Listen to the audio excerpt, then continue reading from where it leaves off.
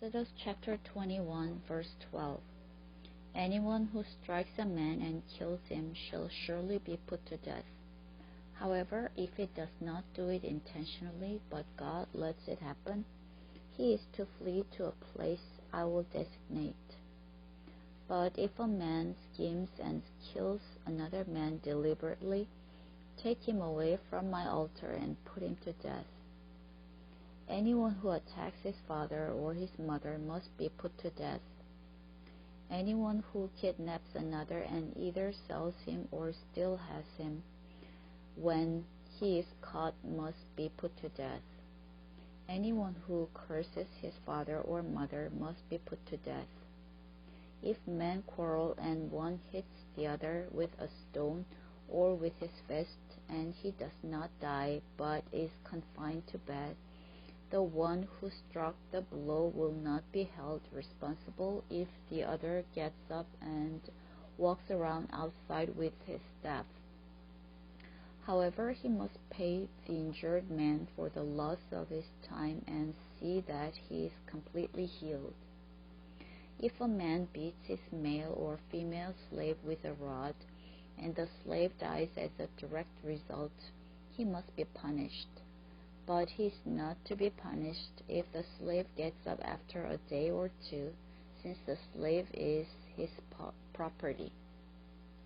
If men who are fighting hit a pregnant woman and she gives birth prematurely but there is no serious injury, the offender must be fined whatever the woman's husband demands and the court allows.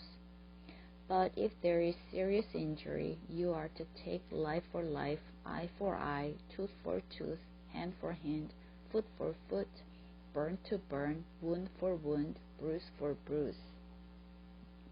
If a man hits a manservant or maidservant in the eye and destroys it, he must let the servant go free to compensate for the eye. And if he knocks out the tooth of a manservant or maidservant, he must let the servant go free to compensate for the tooth. If a bull gores a man or a woman to death, the bull must be stoned to death and its meat must not be eaten. But the owner of the bull will not be held responsible. If, however, the bull has had the habit of goring and the owner has been warned but has not kept it penned up, and it kills a man or woman, the bull must be stoned and the owner also must be put to death. However, if payment is demanded of him, he may redeem his life by paying whatever is demanded.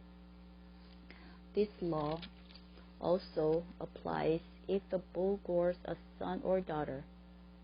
If the bull gores a male or female slave, the owner must pay 30 shekels of silver to the master of the slave, and the bull must be stoned.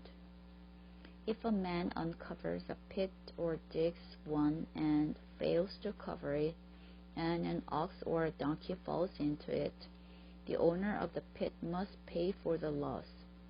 He must pay its owner, and the dead animal will be his. If a man's bull injures the bull of another and it dies, they are to sell the live one and divide both the money and the dead animal equally. However, if it has known that the bull had the habit of goring, yet the owner did not keep it penned up, the owner must pay, animal for animal, and the dead animal will be his. Chapter 22. If a man steals an ox or a sheep and slaughters it or sells it, he must pay back 5 head of cattle for the ox and 4 sheep for the sheep. If a thief is caught breaking in and is struck so that he dies, the defender is not guilty of bloodshed. But if it happens after sunrise, he is guilty of bloodshed. A thief must certainly make restitution, but if he has nothing, he must be sold to pay for his theft.